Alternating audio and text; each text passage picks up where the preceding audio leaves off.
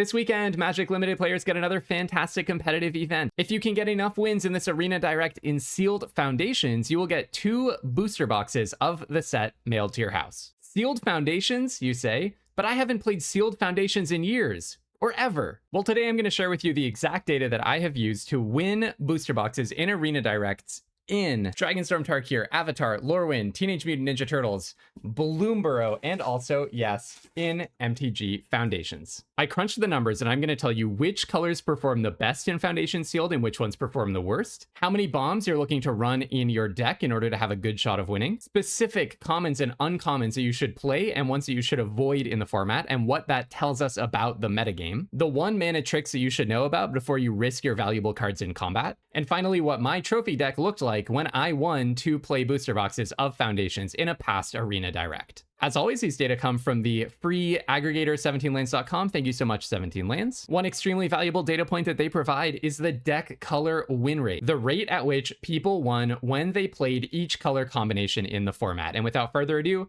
here is what they found. The top 3 most winning color pairs are Azorius blue-white, number 1, number 2 Orzhov white-black, and number 3 Rakdos black-red. The number 3 least winning are Golgari, black-green, Gruul, red-green, and Izzet, blue-red.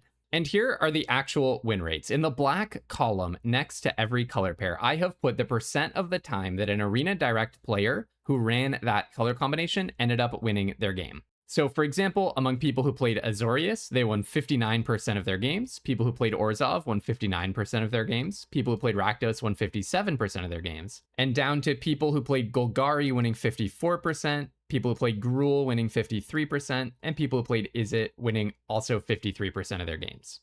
So the gap between the most winning archetype and the least winning archetype was about 6 percentage points. Now, in Sealed, you don't get to choose exactly what colors you're going to play. Maybe you open a bunch of red and green bombs. But as much as you have the opportunity to decide whether to pair blue with white or blue with red, that determination could make a difference of an expected 6 percentage points in your probability of winning any given game. Now, in the column next to that, for anyone who has drafted Foundations, especially a lot of us drafted Foundations for free in the International Day of Play event this week, I have put how much the sealed win rate is higher or lower than the corresponding win rate of that color pair in draft. This information tells you how to adjust your expectations about how good a color pair is if you're someone who is used to drafting. By and large, people who used 17 lands won more. If you're curious about how this is possible, that every color pair pretty much went up in Sealed compared to in draft, I'll link a video in the description about how we use 17 lands data in general. But one finding definitely is that 17 lands users, more invested, more experienced drafters, are winning even more against the field of all drafters in Sealed than they are in draft. But also the color pairs that move up the most are definitely Azorius and Orzhov, our 2 first place color pairs in Sealed. Only 1 color pair moves noticeably down. Gruul is actually the most winning color pair in Foundation's Premier Draft with a 56.2% win rate, slightly edging out Azorius. In Sealed, it is much, much worse. Only a 53.2% win rate, 3 percentage points worse in Sealed than it is in Draft. So that is the big adjustment to make. Gruul is probably a lot worse than you think it is if you're someone who has fond memories of drafting it in Foundations. Okay, so this is a lot of information. What is the high-level takeaway? I want to draw your attention to the colors that keep popping up in this box on the left and the colors that keep popping up in the box on the right. The box on the left shows the 5 most winning archetypes. The box on the left shows the 5 most losing archetypes. On the left, there are some colors that keep showing up over and over and over again. I mean, really one. White in the most winning color pair, Azorius. White in the second most winning color pair, Orzhov. White at number 4. White at number 5. Black and red are evenly split with 2 appearances each in the more winning and the less winning boxes. But green is definitely clustered towards the bottom. 3 appearances in the more losing archetypes, and only 1 at the number 5 position. And finally, blue. Blue is our most polar color in this format. Blue is a member of Azorius. It is in the most winning archetype. It is also a member of Izzet. It is in the least winning archetype, and then also appears in position 6 and position 7. So I would like to suggest the following tiers.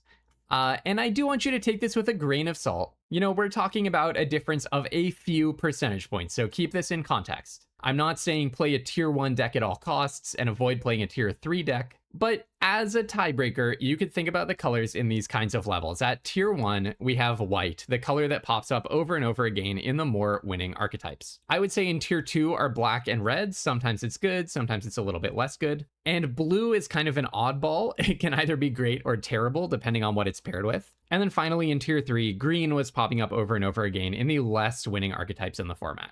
I do want to run this also against the play rate data, how often each of these archetypes is actually played. Now, sometimes I do this in the vein of, are you playing these archetypes the correct amount? Because again, in sealed, you don't get to choose what bombs, what colors your bombs are in, for example. So you don't always get to just decide what colors you want to play. And not just your bombs, but also like a density of commons in a certain color that allows you to actually build a sealed deck out of it. But at the same time, we should expect that if people are breaking ties or trying to lean, you know, having a preference towards playing the more winning archetypes, then we should see on the margins that those are getting more plays, more people playing them. Now, because Foundations hasn't been out in a long time, it's probably not, are you doing this correctly? It's, can we learn from our elders, the people who played Foundations sealed the last time that there was an arenadirect in this format. So here is how often they played the different archetypes. And I've lined them up in the same exact order. So they're in the order of how often these archetypes win.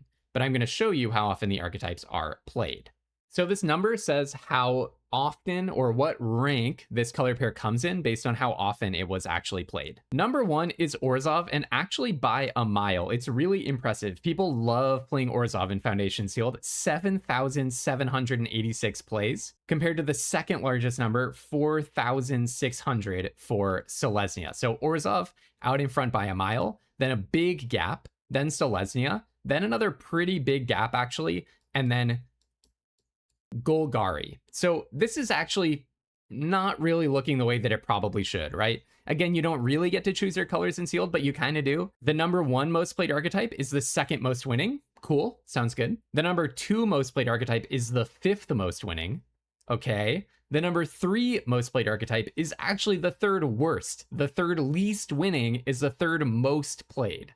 And honestly, it's like completely scrambled. It's almost like a random draw. Number 3 and 4 by win rate are numbers 6 and 7 by play rate. Number 1 by win rate is number 4 by play rate. Number 7 is number 9 by play rate, right? It's all scrambled all over the place. At least the 10th most winning archetype is also the 10th most played, is it? So I would say, you know, just look at this chart for a moment before you decide what colors to play. It seems like people, you know, they don't, maybe they don't have the most honed intuition about which way they should be trying to lean when they build their sealed deck.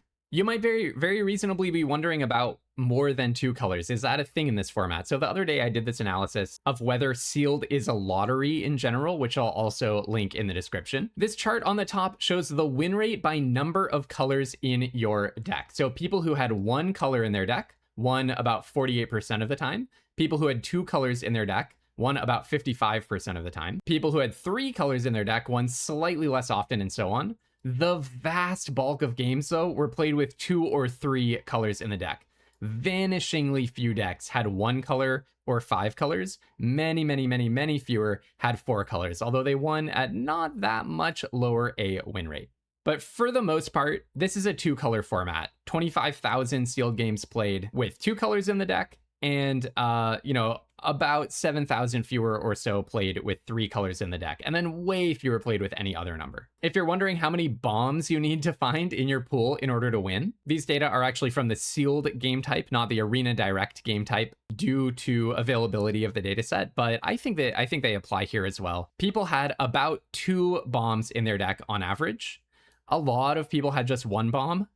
And here I'm defining bombs as any card which, when you draw it, you go on to win more than 61% of your games. This is what 17 Lands classifies as a B+, A-, or A+ level card. Having 4 or more bombs was pretty rare. Only about 15% of decks have 4 or more of those B+ or higher level cards. So if you only have 2 bombs in your sealed pool, you're right on the average. When I looked at the relationship between the number of bombs in your deck and the number of colors that you play in your deck, we came to a pretty simple conclusion. You have about the average win rate for a 17 lands user if you have at least as many bombs as you have colors. If you have 2 bombs and 2 colors, you're looking good. 3 bombs across 3 colors, you're looking good. 4 bombs across 4 colors was even okay. Nobody managed 5 bombs across 5 colors, so we don't know about that one. But just really try not to have 1 bomb spread across 4 colors, 2 bombs spread across 4 colors, 2 bombs spread across 3 colors, or 1 bomb spread across 3 colors. These are the areas that you do not want to be in. Try to justify each color that you're adding by adding a bomb in that color. Okay, that's the number of colors to play and the number of bombs that you want to have. Now I'm going to dive into a really important set of facts. How specific commons and uncommons are performing in the format, and what that tells us about how you want to arrange your deck if you're in the colors that you want to be in, or if you're stuck in colors that maybe are not the most winning on average. These are the details that make or break your chances to win a box. While we dive into that, let me say that if you like this kind of information, meticulously data-driven, effortful, positive-minded, competitive but not annoying about it, make sure that you're subscribed to my channel here on YouTube. I post videos like these, data deep dives, before every competitive event, before every Arena Direct, before every limited championship qualifier. At the start of a new format, we have a new format coming out just next week. I will be telling you the data that you need to know to be prepared to do as well as possible in that format. And I also, every single weekday, post a new gameplay video of draft or sealed. So if that appeals to you, make sure that you are subscribed to get better at Magic together with me. All right, now, without further ado, here are the 5 best performing uncommons in Foundations sealed. It's an interesting list. So way out on top, we have Micromancer, 3/3 for 3 in a blue. When it enters, you may search your library for an instant or sorcery card with mana value 1, reveal it, put it into your hand, then shuffle. So the thing about Micromancer is, I do wonder if the win rate, first of all, it's a fantastic card, clearly. I do wonder if the win rate is inflated by people playing it only when they have a really good card to fetch for 1 mana. So maybe people are leaving it on the sideboard. It's a card where like you kind of know if it's going to be good when you put it into your deck. But still, in the situations where it's good, Micromancer is out on top. Cat Collector, number 2. A 3/2 for 3, when it enters, make a food. When you gain life for the first time, make a 1/1 cat. Number 3, Slumbering Cerberus, a 4/2 for 2, doesn't untap during your untap step. At the beginning of each untap step, if a creature died this turn, you get to untap it. Number 3, Dreadwing Scavenger, the card that made an archetype, a mythic uncommon, one of the top win rate cards in Premier Draft. This is the blue-black signpost uncommon, a 2/2 flying. When it enters or attacks, you get to loot, and it gets +1/+1 in death touch when you have threshold. And then finally, Mischievous Mystic, the 1-man army, a 2/1 for 1 and a blue flying. When you draw your second card each turn, make a 1/1 fairy with flying. So these are very good cards in draft. So there aren't any huge surprises here, just the order is maybe a little bit scrambled. One thing that I really want to call out here, though, which I think is a defining feature of Foundations Sealed, which of these cards are 2 for 1s? Micromancer, this is a 2 for 1, immediate 2 for 1. Cat Collector, this is essentially a 2 for 1. It comes in and makes you a food. That's already kind of a 2 for 1, 1.5 for 1, but also you can turn that food into a cat token very easily. So it's a 2 for 1, pretty literally, 2 creatures for the cost of 1. Slumbering Cerberus, not a 2 for 1, just a very aggressive beater. I mean, just really good value, really good on rate. It's not a 2 for 1, but it has the stats of 2 2/2s for 2, right? At least the power. Dreadwing Scavenger, also not technically a 2 for 1, but the thing is, it really basically is, because it's so easy in this format to just throw away a land, throw away a think twice. This is very often a 2 for 1, and then some. And then finally, Mischievous Mystic, also not automatically a 2 for 1, but the moment you draw an extra card, it becomes a 2 for 1. Here's the win rate of these cards. This is game in hand win rate. Again, see my data interpretation video if you have more questions, but this is the % of the time that you go on to win the game, given that you draw this card into your hand. So Micromancer, if you draw a Micromancer, you have a 63% chance of going on to win the game. Whoops, sorry, I had a typo on Cerberus, but every single other one has a 61% chance of going on to win. So this paints a picture of an extremely value-oriented format, right? My vision of Foundations, which this data super supported, I already had it, but this really drove it home for me. You are going to be so even on resources in this very low power, very low synergy environment of a core set. So if you can find any way to scrap for a little bit of extra value, you are going to end up meaningfully ahead. So even a Cat Collector that gives you an extra food token, or an extra 1/1, a Dreadwing Scavenger that gives you an extra loot, these small little scraps of extra value can add up to the game winning advantage. It's also very play to the board, by the way. Look, Micromancer, Cat Collector, so every single one of these cards is a creature. So especially if you can get extra scraps of value that immediately hit the board, or you can play to the board in a way that accrues value for you, that's probably the best strategy for Foundation Sealed. This was the era of Magic. I mean, maybe a ways into this era, but definitely it applied, where Lords of Limited talked a lot about rectangle theory. A card that makes another rectangle, whether it's a food token, a 1/1, is pretty much just always good in this era of Magic. I think it's been a little bit less true recently in like Secrets of Strixhaven, but here a card that makes multiple rectangles is almost certainly a good card. Let's check out what the best commons are. I don't usually look at the worst uncommons because you get into very sparse data when you're talking about the obviously bad uncommons. Uncommon is high enough rarity that there are some cards that are basically printed not for limited that don't end up in people's decks. So it's just very messy there. But now we'll look at the best and the worst commons. I also focus on commons and uncommons because number one, these are the most likely cards that you're going to see. Rares and mythics, you're less likely to actually see that literal card in your pool and have to make a decision about whether or not you want to run it. But also, I think they are more illustrative of the format. These cards are going to rise and fall with the archetypes more, whereas a really great mythic in the worst color can still be very, very winning because it just carries a game every time you see it.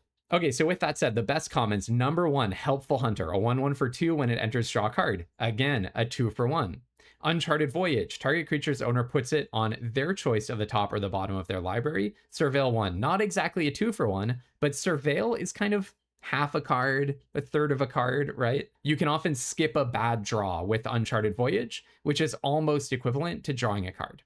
Burglarat, a 1/1 for 2 when it enters each opponent discards a card. The evil twin of Helpful Hunter, also a 2 for 1. Banishing Light, not a 2 for 1, but solid removal. When it enters, exile a non-land permanent an opponent controls until it leaves the battlefield for 2 and a white. It's a fixed Oblivion Ring. Whoops, that's the Edge of Eternity's version, but same card. And then finally, Bake into a Pie, 2 and 2 black, destroy target creature to create a food token. So once again, a 2 for 1 Helpful Hunter, kind of a 2 for 1 Uncharted Voyage, not really, but you get my drift. A 2 for 1 in Burglar Rat, a 2 for 1 in Bake into a Pie, or 1.5 for 1, or what have you.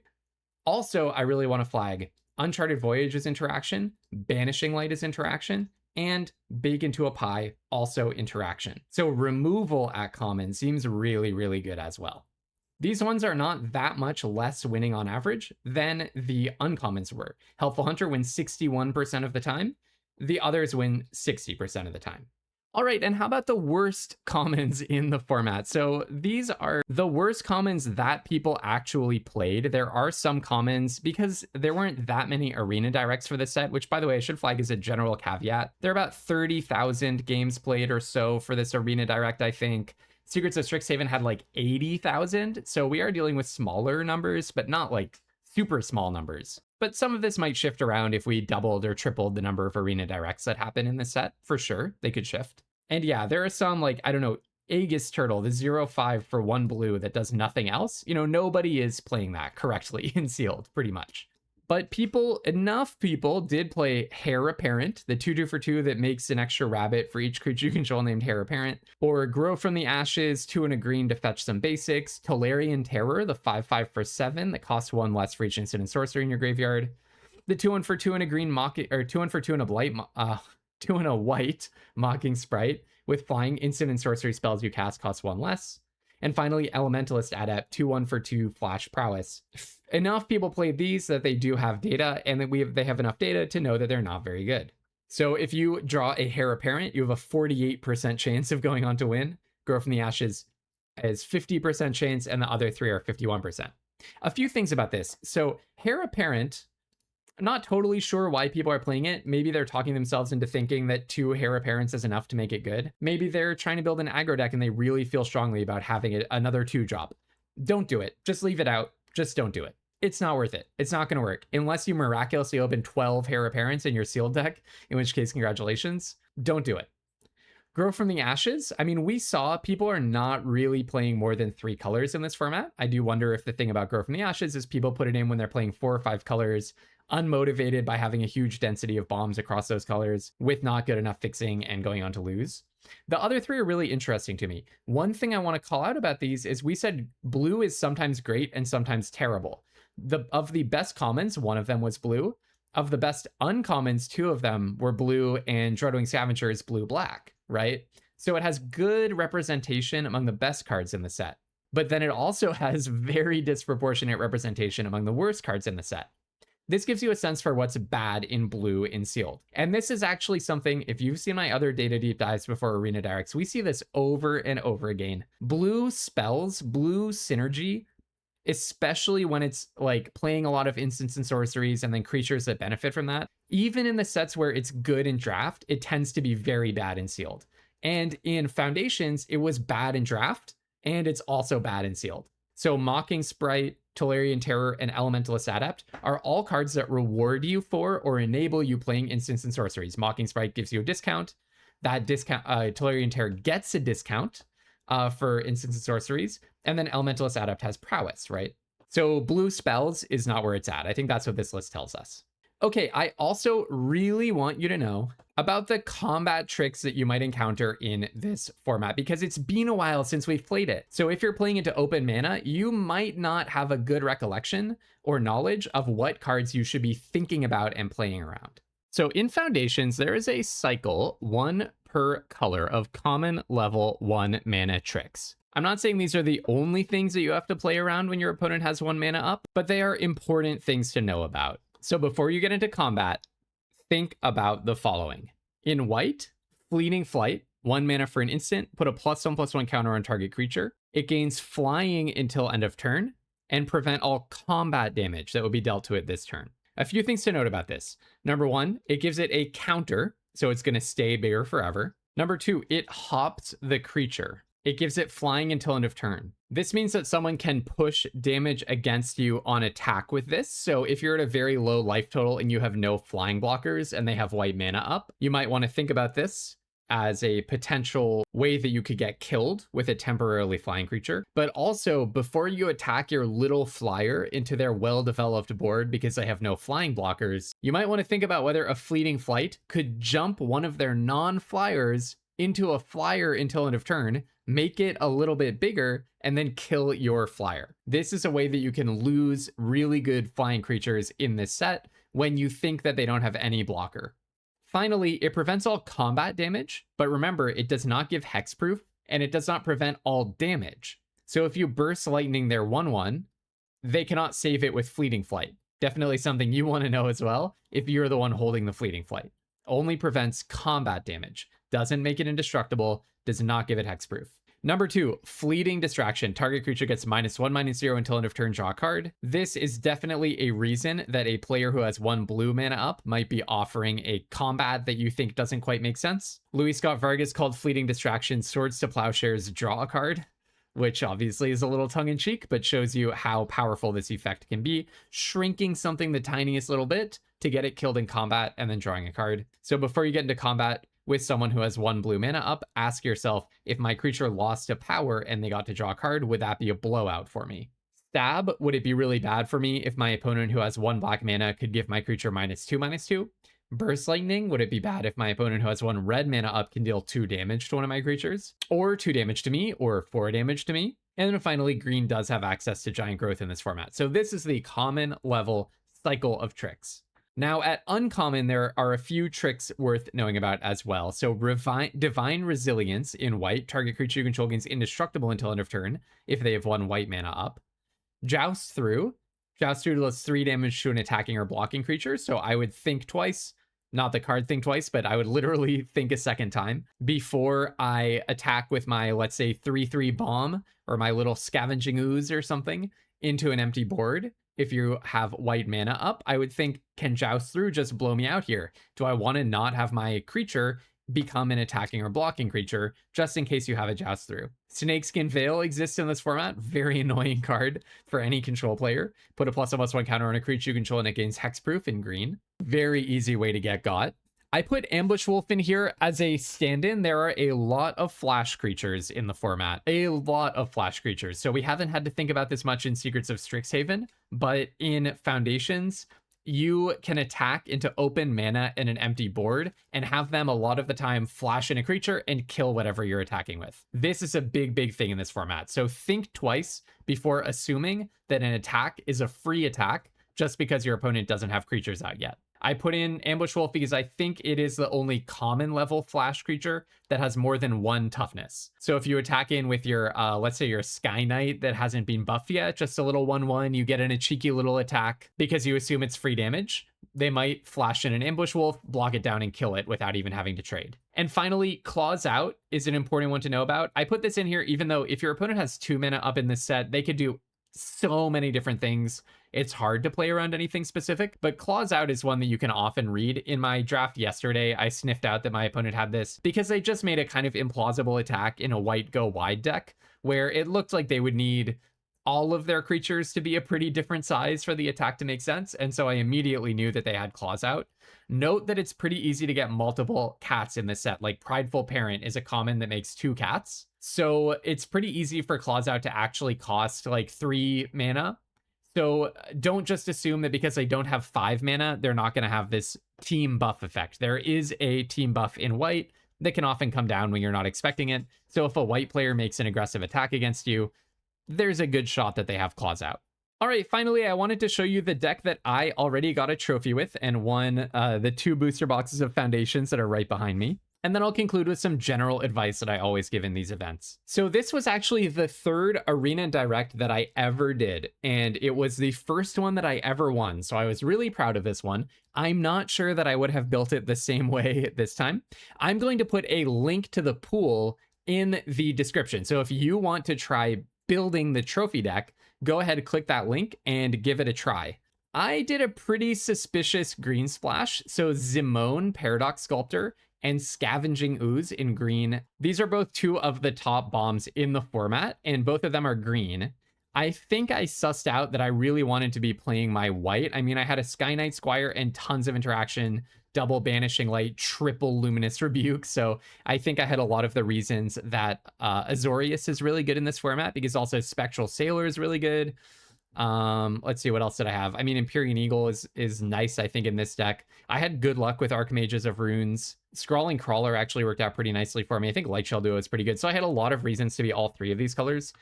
I had pretty sketchy mana, 1 Thornwood Falls and 2 Forests. So this did cost me. Actually, in the game for the second box, I think at that time it was you only had to win 6, and if you won, you got 2 boxes. I actually think this was the first time they ever did a you can win 2 boxes out of 1 event, I think. Anyways, for the game for my boxes, I actually mulliganed to 5 because I drew 2 hands in a row that had only green and blue, I believe. So my mana base definitely cost me. I actually ended up winning the game largely because I landed a Spectral Sailor that they didn't have an answer to, and I just redrew until I actually had more cards than them, so the mulligan didn't end up mattering. But yeah, this kind of splash for power, I mean, we saw that when you have like 3 or 4 bombs, I probably had like 4+ bombs and I was in 3 colors, your win rate's going to be pretty good, but the mana was definitely on a knife's edge. But anyways, this Bant, I mean, really Azorius with a green splash did get me there. So your mileage may vary, but there's 1 trophy deck for you. And I will say, looking back over my games today, one thing that really jumped out at me is that the interaction was crucial. The interaction was so good.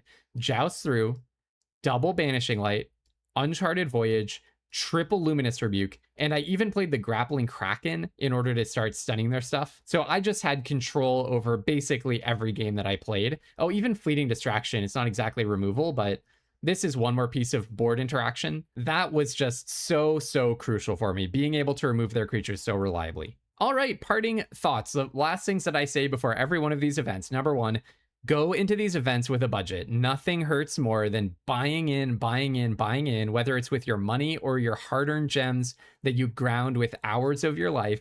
Make sure that you set a cap on how many entries you're going to do this weekend. I usually do not exceed 2 or 3 entries, and often I will just decide I'm only going to do 1. This weekend, I might do 3.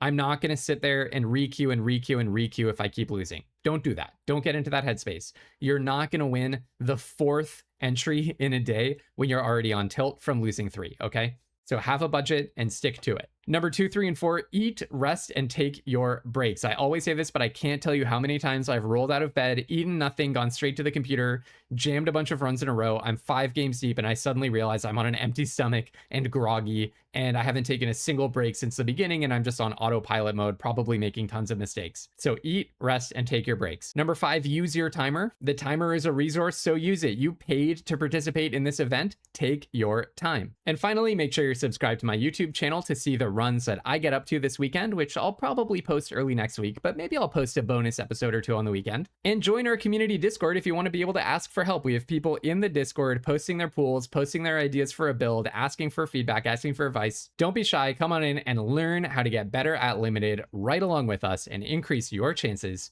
of winning a box. All right, have fun this weekend and good luck unless you play me. Until tomorrow, have tons of fun. Well, probably until Monday, have tons of fun playing Magic, and don't be afraid to splash.